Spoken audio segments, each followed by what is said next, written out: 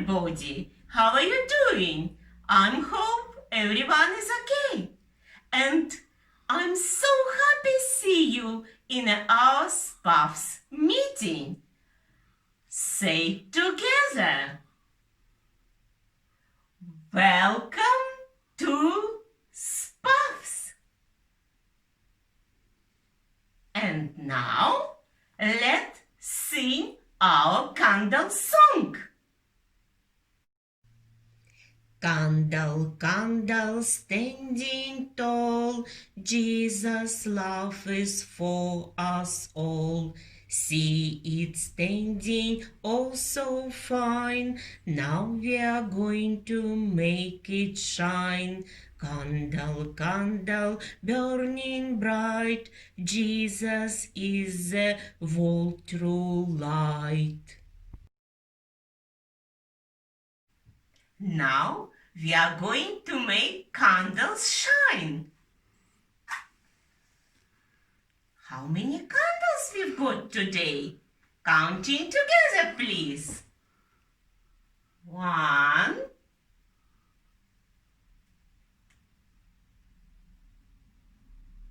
2. We've got 2 candles today. It is a story time. Let's look who waiting us behind the windows. Today we will look through triangle window.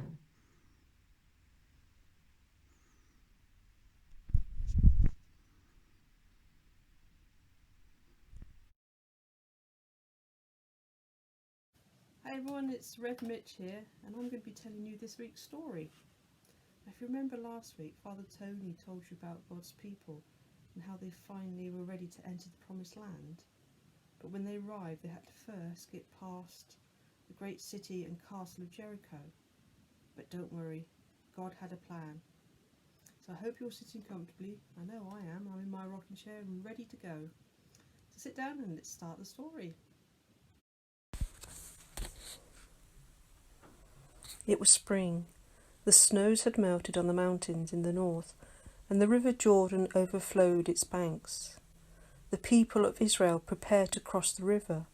There was no bridge and no ford, but God had told them this was the day when they must cross. The priests went in front with a special box that held God's laws, and the people watched to see what would happen. As they stepped into the river, there was a distant roar, and the water level fell. Upstream, the river banks collapsed, damming the whole stream. The water began to pile up, but near Jericho, the Israelites were able to walk across the riverbed. God, who had brought them out of Egypt, had shown his power again to them. When the people were safely across, they carried 12 stones from the riverbed, 1 for each of the tribes, and they heaped them up on the bank. Let these stones be a sign, God said, and when your children see them in years to come, you can tell them the wonderful way I brought you into the land. Then the waters broke through the dam and filled the river again until it overflowed its banks, just as before. Only the heap of stones remained to show what had happened. The Israelites set up camp near Jericho. It was time for the feast of Passover. The following day they made bread, and for the first time roasted corn grown in Canaan, the promised land. From that day on there was no more manna, for their time in the desert was over. Now they could enjoy all the fruits of the land. Jericho was a city with a long history. It was surrounded by high walls many feet thick. Now the town gates were shut and barred. No one could get in or out because of the Israelites. God spoke to Joshua, "Jericho is yours. I will give you the city, its king and all its great men. This is what you must do. Every day for 6 days you must march around the city. 7 priests must walk in front of the men, who are carrying in my special box, sounding their trumpets. The rest must march in silence. On the seventh day, you are to walk around the city 7 times, and when the trumpets sound, let the people give a great shout. The city walls will collapse, and Jericho will be yours. Joshua gave the people their orders, and they did exactly as God had told them. On the 7th day they marched around 7 times. The trumpet sounded, and Joshua said to his people, "Shout, for God has given us the city." So they gave a great shout, and the walls crashed down. Then they went in and took the city. No one was safe except Rahab and her family. As the spies had promised, they took silver and gold and bronze and iron to add to the treasure of God's special tent. Then they set fire to the city, so God gave his people their first great victory in Canaan. And Joshua's fame spread far and wide, so that all the nations feared him. Now we go and sing some songs.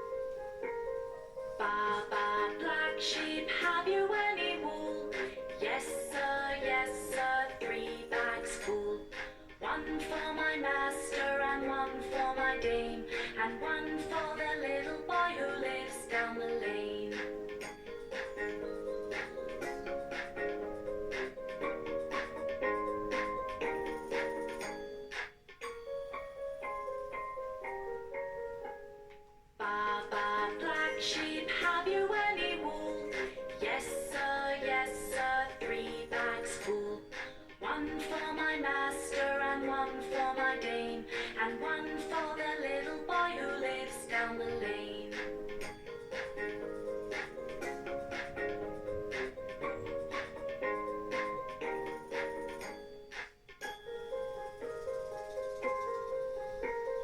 Ba, black sheep, have you any wool? Yes, sir, 3 bags full.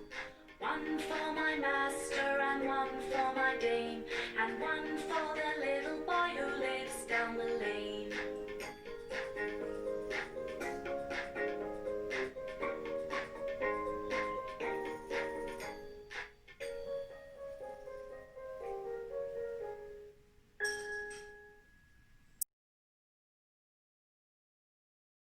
Let's finish our meeting with a prayer.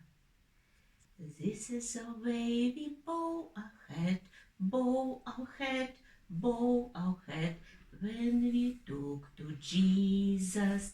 This is the way we hold our hands, hold our hands, hold our hands when we talk to Jesus. Loving Father, hear our prayer for your children everywhere. Whatever different things they do, all girls and boys belong to you. And those who live so far away are just as much your family. Loving Father, hear our prayer for your children everywhere. Amen.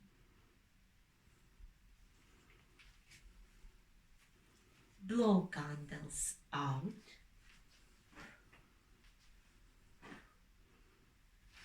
Bye bye from Spa. See you next week.